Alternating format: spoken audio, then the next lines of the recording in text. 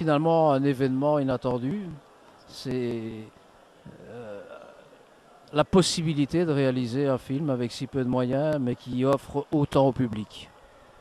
Oui, je suis très touché d'avoir vu. Enfin, je ne m'attendais pas à voir le public debout, je l'espérais dans un coin de ma tête, mais je ne m'attendais vraiment pas à ça. Et je suis vraiment très impressionné. Et j'avais besoin d'une réponse en fait.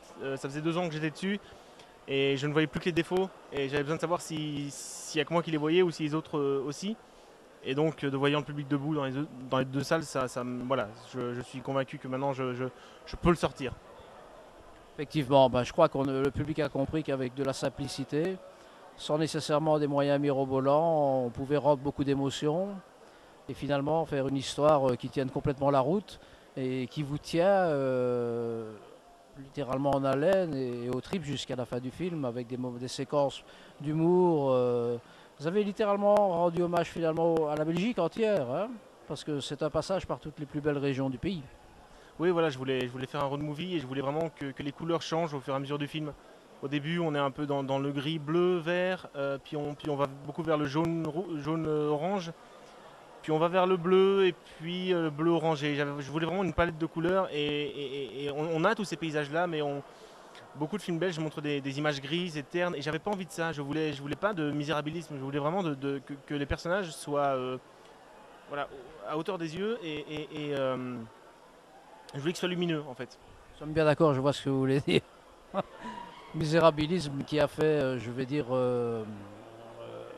bah, qui a permis quand même au cinéma belge d'acquérir certaines lobes de noblesse. Et maintenant, la possibilité avec quelqu'un comme vous, par exemple, de démontrer qu'il y a moyen de faire un cinéma différent. En fait, j'aime beaucoup mon cinéma. J'aime beaucoup le cinéma belge, flamand, wallon. Effectivement, parfois, c'est beaucoup au niveau des couleurs que ça se joue. Et j'aime beaucoup les Ardennes, en fait, même si je ne reprends pas du tout leur style. J'aime beaucoup ce qu'ils font. J'aime beaucoup Bully Lanners, évidemment. Et on ose de plus en plus essayer des choses. J'avais eu un véritable coup de cœur pour Dead Man Talking à l'époque parce que c'était des couleurs aussi proches. Enfin, je me suis un peu inspiré de ces couleurs-là. J'adore les couleurs jaune et orange mélangées. Donc voilà, c'est bien quand on tente des choses. Tout à fait, c'est bien quand on tourne et c'est bien quand on rencontre l'approbation aussi du public, quoi. Parce que vraiment, je pense que le public est tombé amoureux de l'œuvre aujourd'hui. Bah, je suis très heureux déjà de ça parce que je j'avais pas envie d'imposer le film au public. J'avais envie qu'il décide de lui-même si le film devait sortir ou pas. Si j'avais eu un échec, je pense pas que je l'aurais sorti. Je voulais pas l'imposer vraiment. Je voulais qu'il choisisse de. Si maintenant ils l'aiment, j'espère qu'ils vont le défendre et le soutenir. Et un film, pour que ça marche en Belgique, il faut qu'il fasse à peu près 10 000 entrées. Et on en a fait 1 100 ce soir, en une soirée. Donc j'espère vraiment que le public va suivre et l'aimer, quoi. Je pense que c'est une réussite collective, quoi, parce que finalement, vous avez su mettre en exergue de vrais talents, mais ça, c'est aussi le travail du réalisateur, le travail d'écriture. Je pense que vous avez pratiquement tout fait. Il n'y a que passer les poussières et faire la cuisine et je veux dire, sortir les poubelles que vous n'avez pas fait, m'a-t-on dit.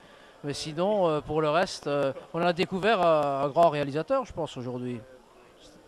Écoutez, c'est pas à moi de le dire, mais je suis très flatté de l'image. Oui, on avait plusieurs casquettes sur le film, on n'avait pas le choix. On était une équipe de 4 5 personnes techniques et 4 acteurs principaux. Donc on avait 2 petites voitures, on roulait comme ça à travers la campagne. Et on s'arrêtait, on dit on va tourner là. Il y a des endroits où je savais où je voulais tourner, mais d'autres où je me suis dit allez, on s'arrête, c'est bon. On avait Toki, on s'arrête, on tourne, on sort les caméras et voilà quoi. Donc Ce qui est très prometteur pour les cinémas, mais aussi le cinéma au sens large du terme, c'est que vous êtes capable finalement de revenir aux sources du vrai cinéma, finalement. ah bah écoutez, C'est un travail d'artisan. En fait, je pense que j'ai juste voulu faire un film vrai, dans le sens où je vois, j'ai j'ai envie de montrer une réalité à travers ma bulle, en fait, qui est très colorée. Et voilà, il y a de l'humour dans le film parce que les 3 personnages, les 3 amis ne sont pas au courant de la maladie de David. Et quand 4 amis sont ensemble et renouent des liens, ils font des conneries et la comédie disparaît finalement quand. Je vais pas spoiler pour ceux qui n'ont pas vu, mais voilà, dans le dernier tiers du film parce qu'on rejoint la réalité et l'humour n'a pas sa place ou alors par petites touches. Mais en fait, le film est surtout une question de destin en fait. Le personnage de Pierre en parle beaucoup. Quand il arrive un truc négatif, ça amène toujours quelque chose de meilleur après. Ça, c'est ma façon de voir la vie en fait. Il y a beaucoup de courage de votre part parce que dans le petit speech de départ, vous avez dit j'assume tout. Ce qui est bon dans le film et ce qui est mauvais. C'est très rare. Voilà, je ne vois plus que les défauts, mais j'ai essayé j'en ai enlevé pas mal, mais il y en a encore, et il y en aura encore, et tant pis, ça fait partie de nous. C'est un film sincère, vraiment. On a mis nos tripes dedans, et les défauts, ça fait partie de nous. Voilà. Avec Spielberg a raté plusieurs fois son examen. Il a représenté, il a terminé ses études, il a présenté la liste de Schindler, je crois. Donc Spielberg est aussi un de mes héros, évidemment.